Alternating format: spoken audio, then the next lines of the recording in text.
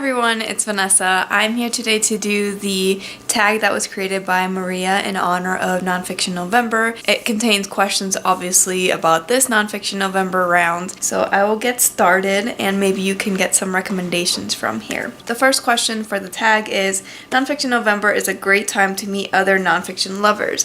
Give some shout out love to one of your favorite nonfiction booktubers. I think this is so true, and Maria talked about it in her tag video about this, but like I have subscribed to so many new people this round of Nonfiction November through the Goodreads group and just in general through like sleuthing on Twitter. Sometimes it's hard for me to find those channels that are smaller, starting out, and that read a lot of nonfiction versus other things that are more popular on BookTube. So it's really exciting for me every Nonfiction November because it does seem like we kind of come out of our hiding. In her shout out video, Maria talked about me, and obviously I wanted to talk about her because I do feel like we have had this like telepathic connection between like what we're currently interested in reading nonfiction wise. We both read the Hillary Clinton memoir, and we also just both read Unbelievable by Katie Tur, so we're kind of on the same ideas of what we want to be reading for nonfiction at the moment. Another person is Candace at Beacon Hill Books. I've been getting some really great recommendations from her. She's been reading like the March series. I know she's read Team of Rivals recently. I've been loving Bree at Bree Hill for her memoir recommendations. She reads memoirs that are more focused on women's experiences, and I really value her opinions on that. Also Clara at Claire Reads Books. I love the way she talks, and I've definitely gotten nonfiction recommendations from her. The next question is, why do you read nonfiction? Gemma put out a great video that sort of argued some of the things that I've been thinking. The thing that I really came away with in that video is she said that sometimes truth is stranger than fiction. I think that's what really pulls me to nonfiction, just because like I know I could read an interesting story that is fiction, but just the fact that it happened, actually really happened, makes it all the more like mind-boggling to me and fascinating to me. I also just love nonfiction because I get to place myself in other people's shoes through memoir and biography. Just in general, for compassion and empathy, I like reading nonfiction because, not that it checks me, but it makes me realize like the privileges that I have versus other people, and it also makes me see things differently. The next question is home. This is how she started dividing them by the challenges. Home.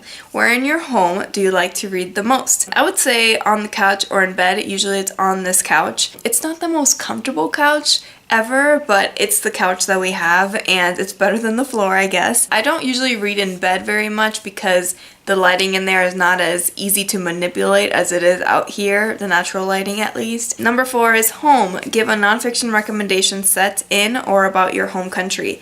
I picked I always have a problem saying this title. All the Truth is Out by Matt Bai. This book is about Gary Hart, who was running for the 1988 presidential election, and he faced a sex scandal that kind of upended his possibilities. That case was a touchstone of the future of politics and the future of political news media. It made a private life of this man become public for consumption by us, and it also happened in a time when the news infrastructure was really changing, and we have like 24-hour news networks, we have better cameras, just in general the ability for more public scrutiny on private lives. It kind of made this politics and news and entertainment hybrid that is what we live in now. The next question is home. Which book on your 2017 Nonfiction November TBR related to the word home are you most excited about?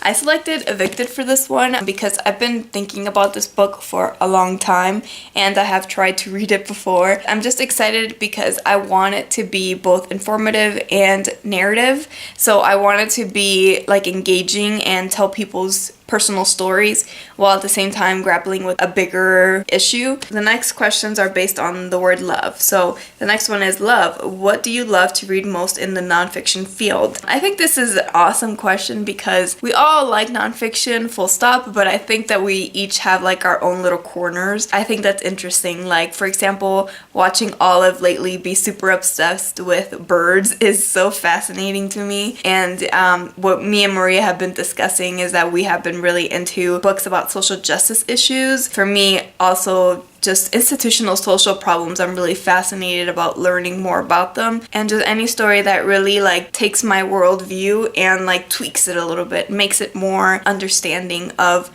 you know, the big scope of these power issues, economic issues, equality issues. The next question is love. Give a nonfiction recommendation related to the challenge word love.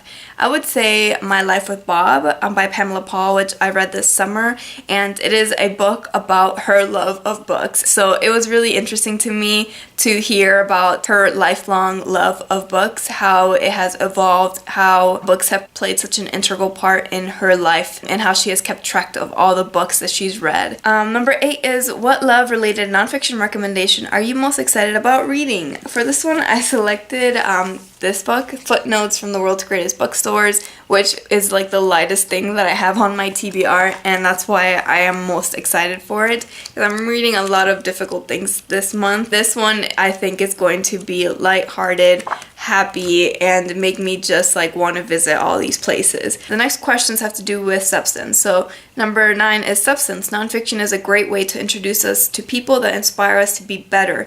Name a person of substance you have loved reading more about. I thought I would talk about Notorious RBG, which I've mentioned before on my channel, but I think it deserves to be mentioned here and again. Notorious RBG is all about obviously Ruth Bader Ginsburg, and the way that this book is really structured is really easy to follow. It puts historical things into like present day context, and I just thought that the way that it was put together was really well done. It made me cry, which I don't usually cry reading books, but this one made me cry. It just made me so much more appreciative for Ruth Bader Ginsburg and her place in history, how important she's been to the Supreme Court and to American history as a result. The next question is, what book would you recommend to people that has a lot of substance to it?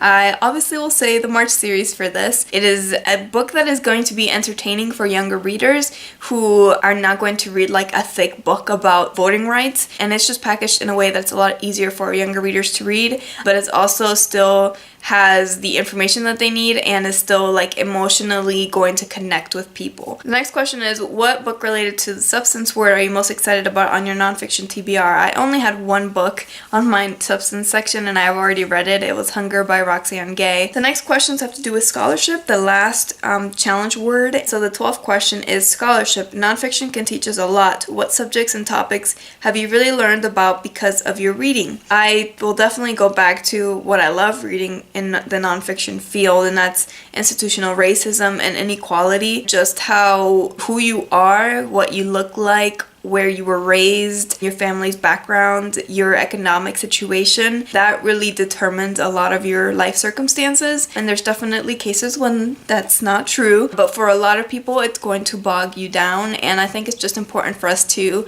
accept that and read about it and then figure out a way to make that better. Some books that I have read about these subjects that I have learned a lot from include This Short and Tragic Life of Robert Peace, Get Aside, Let Done Sign My Name, Just Mercy, The Immortal Life of Henrietta Lacks, and that's just some that I could come up off the top of my head. The next question is scholarship. Which book would you recommend that would teach somebody something well? For this one, I didn't really have many answers. I definitely need to read more nonfiction, but I did think that 10% Happier by Dan Harris would be a good one for this, because it really taught me in a time in my life when I was really stressed out and facing like actual problems as a result of that. It taught me how to de-stress. It taught me how to meditate in a way that was approachable. So I thought that it did that really well, while at the same time telling us why Dan Harris was interested in these subjects. He actually had a breakdown on TV while he was live on air. He realized that he was facing all these stresses in his life and he wasn't taking care of them. He was kind of just living a go life that wasn't healthy for him. So he took up meditation. It really helped me calm my nerves down the year that I was graduating college and fight the shingles that I had on my face. So shout out to Dan Harris. The next question is, what book related to scholarship are you most excited about reading for this Nonfiction November? I put The Color of Law in this. I read the introduction part of it. What is it called? The preface, I think is what he calls it. But I'm excited about this much of the same way as Evicted because of the housing policy and housing discrimination, because of its like historical importance into determining how we live now and how segregated our country is. The last question is, who do you tag? And I'm gonna tag the three people, I guess, that I mentioned in my shout out love. So Candace, Bree, and Claire, if you would like to do this, you're more than welcome to. And even if I didn't tag you, but you like these questions and you enjoy nonfiction, I suggest that you do this tag. Thanks so much for watching my video, and I'll see you in my next one. Bye bye.